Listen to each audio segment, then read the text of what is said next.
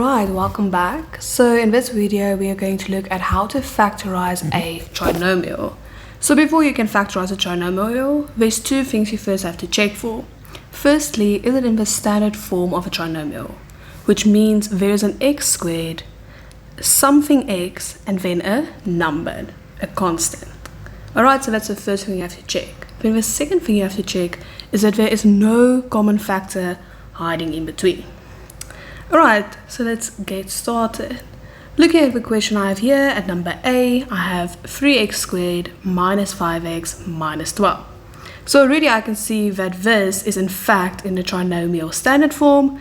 There is my x squared, there is my x, and there is my constant.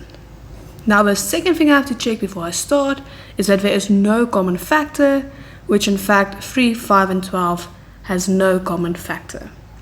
Alright, so let's get started with factorizing this. So the first thing you want to look at is the sign right in front of your constant. So when the sign is a minus, I know that one bracket has to have a positive and one bracket has to have a negative. That's the first thing I can tell you. Right, so always check this sign. When it's a negative, it means one bracket has to be negative and one bracket has to be positive. Alright, so in this video we're going to look at the table method. So let's move on and let's get the factors of 3. Alright, so what times what will give me 3? Well, I have 1 times 3, so I have 3x times x. Alright, so that will be the first block in my table. Then I move on. Now I get the factors of 12. So the factors of 12 is 1 times 12, 2 times 6, or 3 times 4. Usually when I teach this to my learners, I always tell them to start with the lowest number.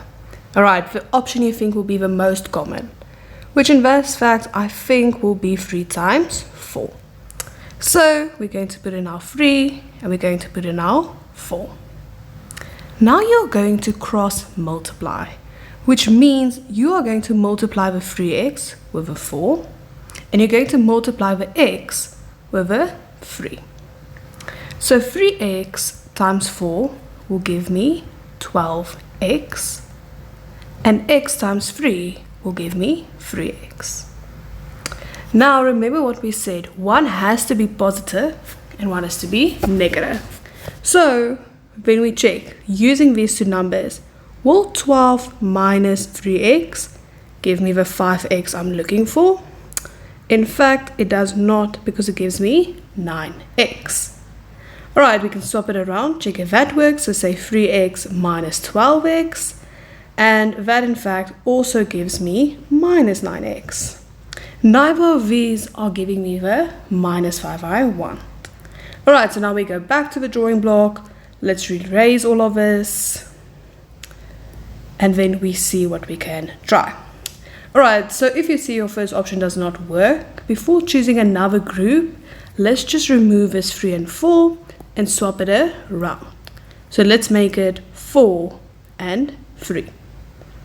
Now we're going to do exactly the same thing again. So 3x times 3 will give me 9x, and x times 4 will give me 4x.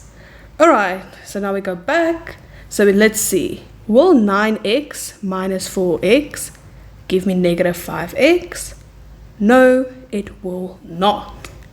However, if I swap it around, so let's say 4x minus 9x, then I get negative 5x.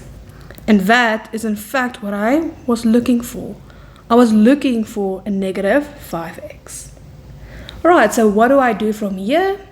From here, you're basically going to take these two terms, your top two terms, put them in a bracket, and you're going to take your bottom two terms and put them in a bracket. So this will give me 3x and a 4, and x and a 3. Now remember when we were looking here, what did we want to be negative? We want 9 minus 9x to be negative, which means if I multiply these two terms together, 3x times 3, that will give me the 9. So this one has to be negative and this one has to be positive. And there you did it. You factorized this trinomial. Right, let's look at question B. Alright, so in question B, I am going to give you 12x squared minus 7x plus 1. Alright, so the first thing, remember what we said here in the beginning, is we have to check that this is in fact a trinomial. Alright, so there I have an x squared, there I have an x, and there I have a constant. So my first condition is met. Second condition, make sure that there's no common factor. So between 12, 7, and 1, there is no common factor. So that condition is also met. Alright, so let's get started. So the first thing we always look at is the sign in front of my constant. Alright, so in this case, this sign is a positive, which means that both brackets either have to be negative or both brackets has to be positive. Alright, as a tip I can give you, when you want to determine whether both brackets will be a negative or both brackets will be positive, we look at the sign in front of our x. So in front of my x I have a negative, which means in both of my brackets I need a minus.